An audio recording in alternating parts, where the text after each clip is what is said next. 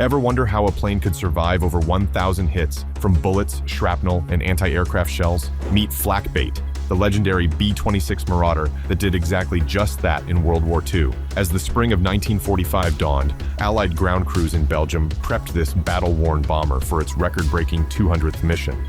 Leading the charge was none other than Colonel John Samuel, who handpicked this aircraft for a daring assault on Nazi Germany. But with a nickname like Flak Bait, could it survive one more mission? Back in March of 1939, as the likelihood of war with Nazi Germany increased, the United States Army Air Corps laid out their need for a new twin-engine medium bomber. The call drew proposals from the likes of Douglas, Stearman, and North American. Yet it was the Glenn L. Martin Company's entry, Model 179, crafted by the 26-year-old aeronautical whiz Peyton M. Magruder, that stole the spotlight. By August, Martin had secured a contract for 201 of these units, which would be named B-26 Marauders. This aircraft, ordered straight off the drawing board, didn't have a prototype.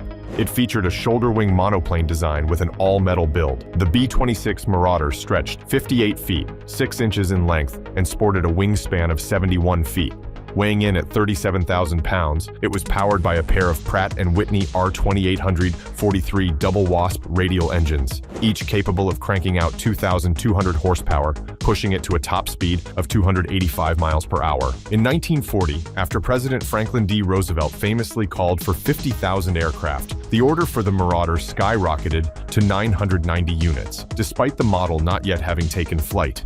When it finally soared on November 25, 1940, with Martin test pilot William K. Ebel at the helm, the Army Air Corps quickly brought it into operational service by February 8, 1941. This swift accomplishment earned the B-26 the nickname Martin's Miracle in Time magazine. However, the aircraft had a significant issue that would tarnish its reputation, despite numerous attempts to address it. The B-26's compact wings and high wing loading resulted in a high landing speed, between 120 and 135 miles per hour, with a stall speed around 120. These traits made the Marauder challenging to handle, particularly for novice pilots in training. Although there were only 2 major accidents in its first year, 1941, the number of incidents spiked dramatically as the United States Army Air Forces grew rapidly following America's entry into World War II. Back in the day, when 15 planes went down within a month at MacDill Field, Florida, and another 13 followed suit over the next year, crews didn't hesitate to dub the aircraft with ominous nicknames like Widowmaker and Flying Coffin, even coining the grim phrase, "one a day in Tampa Bay." These frequent crashes marred the reputation of the B-26s, catching the attention of Congress. In 1942, Missouri Senator Harry S. Truman, who chaired the Senate Special Committee to investigate the National Defense Program, grilled Martin's representatives about the alarming crash rate and operational problems of the B-26 Marauders. The investigation concluded that the wings were too short. Truman didn't mince words, warning that the contract would be axed if such issues persisted. Martin responded by extending the wingspan by 6 feet and upgrading the engines, armor, and weaponry. Throughout the war, Martin worked diligently to make the aircraft easier to handle, though the high landing and stall speeds still demanded additional training for pilots. Even as they worked on fixing these issues, the B-26 Marauders were thrust into combat right after the U.S. entered World War II. The first batch of B-26s landed in the Pacific in February 1941, replacing the Douglas B-18 Bolo.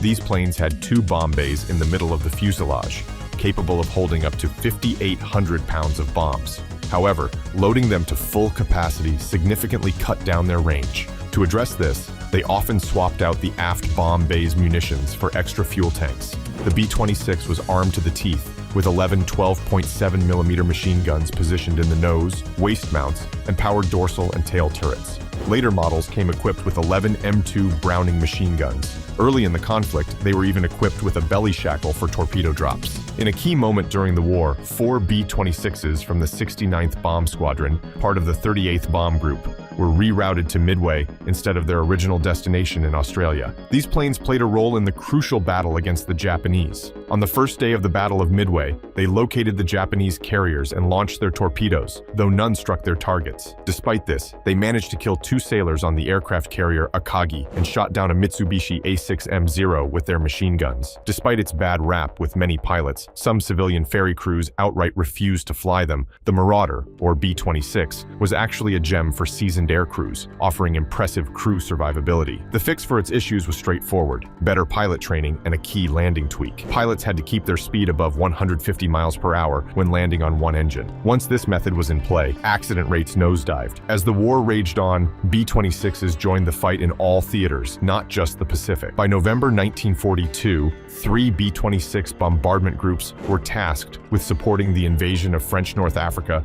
during Operation Torch. Initially, these planes were used for low-level attacks on heavily fortified targets, but this strategy led to significant losses and lackluster results. They quickly switched to medium-level attacks. By the end of the North African campaign, these groups had flown 1,587 sorties, losing 80 aircraft. This was double the loss rate of the B-25, which managed to fly 70% more sorties with fewer planes. Despite the losses, the B-26 soldiered on.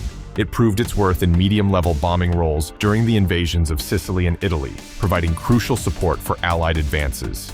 In the north, the B-26 Marauder made its debut in Britain with the 8th Air Force at the beginning of 1943. One of their initial missions was a daring, unescorted raid on a power station in the Netherlands. Unfortunately, all 11 B-26s that participated were downed by Luftwaffe-flown Focke-Wulf FW-190s and anti-aircraft defenses. When these bombers flew medium-altitude missions with proper escorts, they were impressively precise, excelling in medium-level strikes on targets above 10,000 feet. Reflecting on this capability, Air Marshal Sir John Slessor, who was the Deputy Commander-in-Chief of Mediterranean Allied Air Forces, once remarked, "The astonishing accuracy of the experienced medium bomber groups, particularly the Marauders. I think that the 42nd Bombardment Group in Sardinia is probably the best day bomber unit in the world."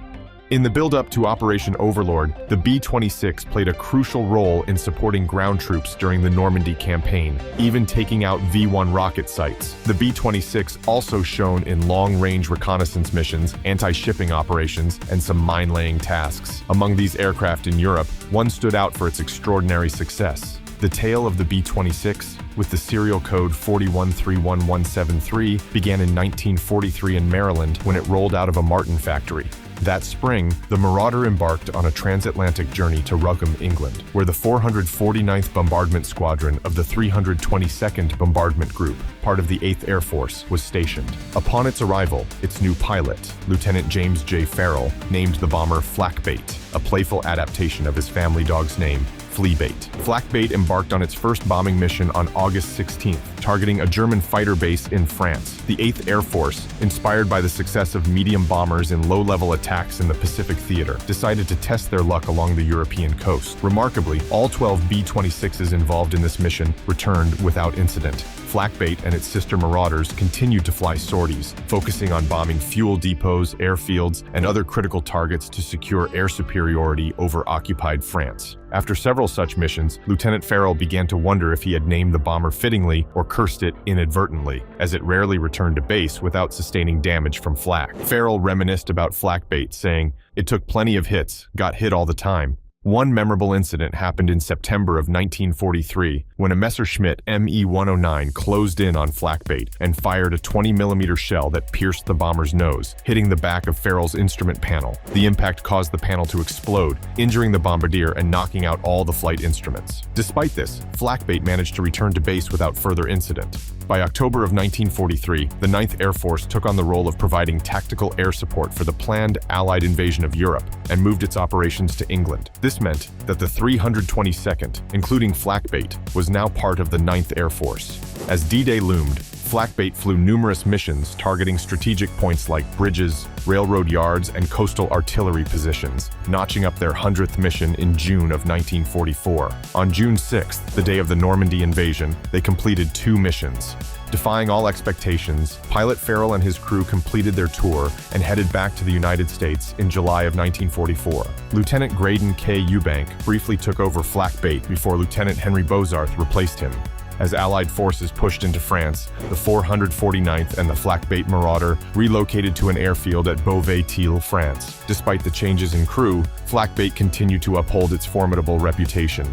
As autumn neared and the Germans retreated in disarray, Flak Bait played a crucial role in supporting the advance across France in August and September. Throughout the rest of the fall, the group relentlessly targeted bridges, road junctions, and ordnance depots. Yet, the Germans weren't ready to surrender.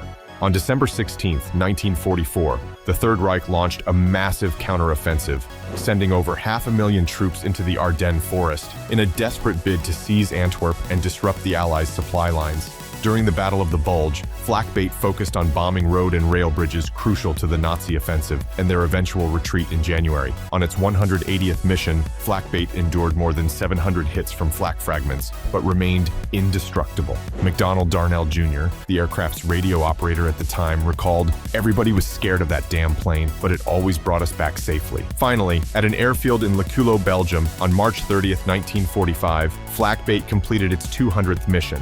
It then led the entire 322nd Bomb Group to Magdeburg, Germany, and back on April 17th, cementing its legendary status. By the time Germany surrendered in May of 1945, Flak Bait had racked up an impressive 207 missions, more than any other American bomber in World War II. This legendary B-26 Marauder dropped over 375,000 pounds of bombs, flew nearly 200,000 miles, and logged 725 hours of combat. It returned home on one engine twice, survived a significant engine fire, lost its electrical system 2 times, and even had its hydraulic system fail once. Flak Bait's final flight was on March 18, 1946, when it headed to a Bavarian air depot for its journey back to America. Recognizing its extraordinary service record, the freshly established United States Air Force designated the B-26 as a museum piece. The Martin B-26 Marauder stirred quite the debate during World War II. It was a controversial piece of American engineering, facing scrutiny on 4 separate occasions by investigation boards that considered halting its development and production.